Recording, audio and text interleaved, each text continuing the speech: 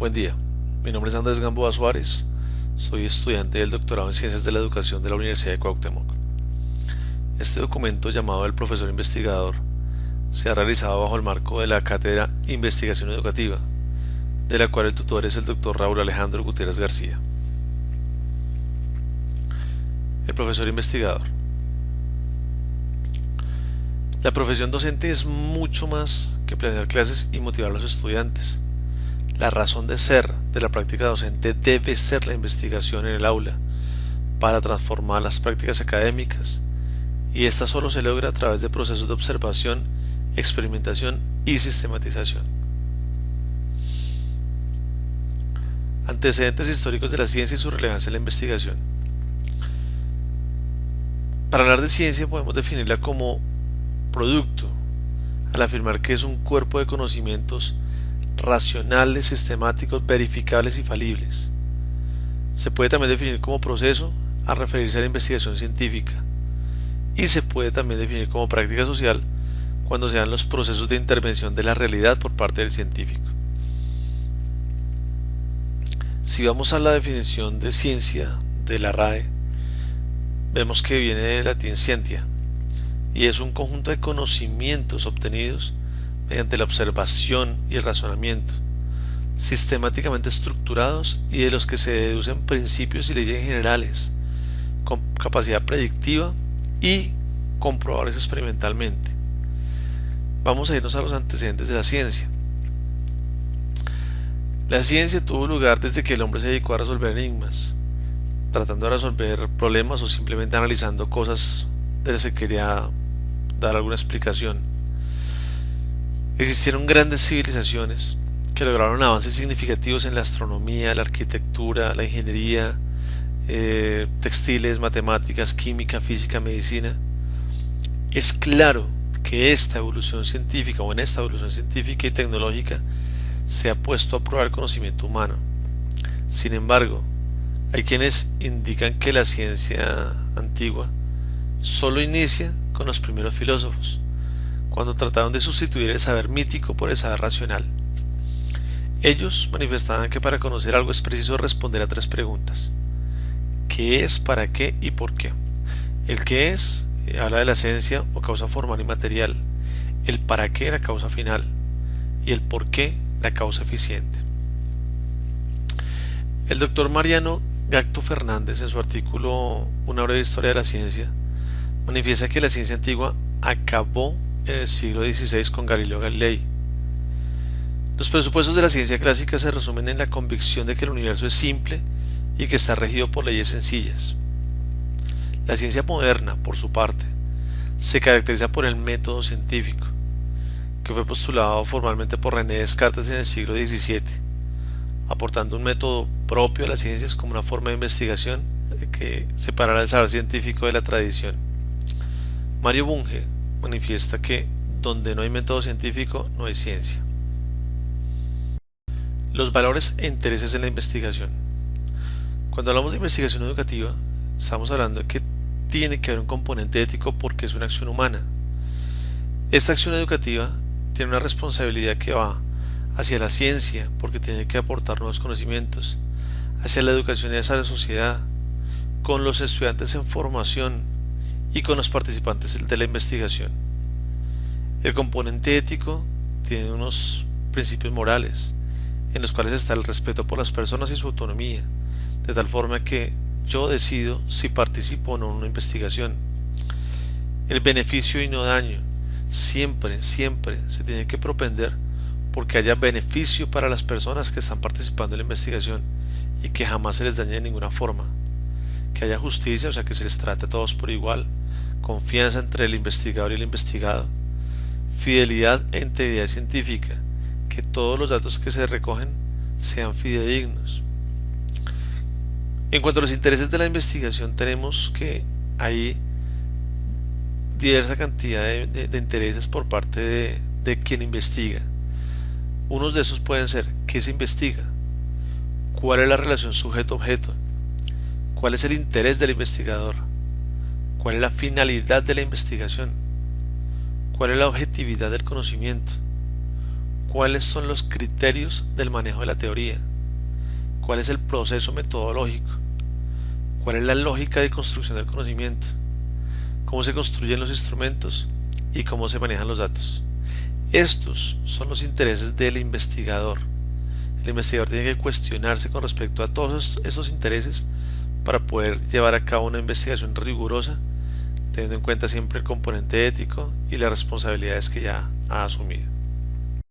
Paradigma epistemológico de la educación. Cuando un investigador va a formular un proyecto de investigación, tiene que enmarcarse en un paradigma, que es un modelo, para saber hacia dónde va. Según Guba y Lincoln, existen 4 paradigmas que sustentan los diversos procesos investigativos: el positivismo, el pospositivismo, la teoría crítica y el constructivismo.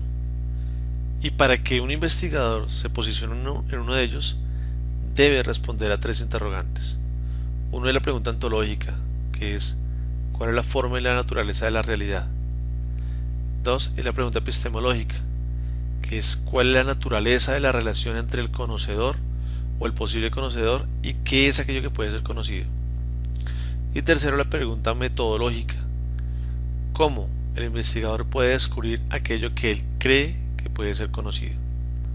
Ricoeur en el 2006 niega que el paradigma positivista sustentará las investigaciones que tengan como objeto comprobar una hipótesis por medios estadísticos o determinar los parámetros de una determinada variable mediante la expresión numérica. El pospositivismo, según Hernández, el investigador puede formar parte del fenómeno de interés. Sin embargo, este objeto de estudio influencia al investigador y viceversa, de tal forma que el investigador debe estar consciente de que sus valores o tendencias pueden influir en la investigación. La investigación de tipo cuantitativo utiliza una recopilación de información para poner a prueba o comprobar las hipótesis mediante el uso de estrategias estadísticas basadas en la medición numérica, lo cual permitiría al investigador proponer patrones de comportamiento y probar diversos fundamentos teóricos. El paradigma de la teoría crítica se contextualiza en una práctica investigativa caracterizada por acción-reflexión-acción, que implica que el investigador busca generar un cambio y liberación de opresiones en un determinado contexto social. Se busca la transformación social, básicamente la participación, la intervención y la colaboración personal por parte del investigador es fundamental en este proceso investigativo. La relevancia de la ciencia en la práctica educativa. Acá me atrevo a traer a colación al pedagogo brasileño Paulo Freire. Dice: mientras enseño continúo buscando, indagando. Enseño porque busco, porque indagué, porque indago y me indago. Investigo para comprobar, comprobando intervengo. Intervengo, educo y me educo. Investigo para conocer lo que aún no conozco y comunicar o anunciar la novedad.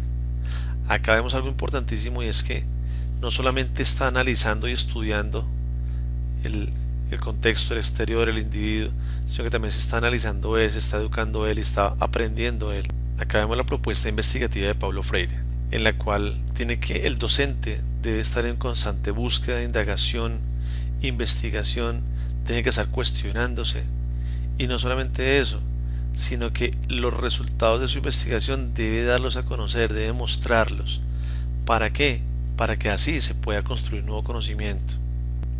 El profesor como investigador científico. La profesión docente puede tomarse de 2 formas diferentes. Una es el profesional técnico y otra es el profesional reflexivo. Acá vemos un comparativo en el cual vemos que el profesional técnico tiende a un modelo homogenizador, quiere que todos sean iguales, no se preocupa por la individualidad del estudiante, mientras que el profesional reflexivo pretende un modelo heterogenizador, en el cual cada estudiante es un ser independiente. El profesional técnico está formado en destrezas y habilidades técnicas, es muy bueno, es muy buen ejecutor. Sin embargo, el profesional reflexivo tiene una formación más compleja, menos técnica, más enfocada hacia el ser humano. El profesional técnico aplica técnicas que descubren los investigadores y lo hace muy bien, pero el profesional reflexivo elabora experiencias de aprendizaje contextualizado. Él es el investigador en el aula. El profesional técnico tiene carencia de competencia reflexiva sobre su práctica. Es un ejecutor. El profesional reflexivo tiene habilidades para la investigación, para el análisis y la reflexión y la creación. El profesional técnico da relevancia a los resultados de aprendizaje. Para él es irrelevante los procesos formativos de los alumnos. En cambio, para el profesional reflexivo, la relevancia es precisamente los procesos formativos de los alumnos y no es relevante para él los resultados de aprendizaje.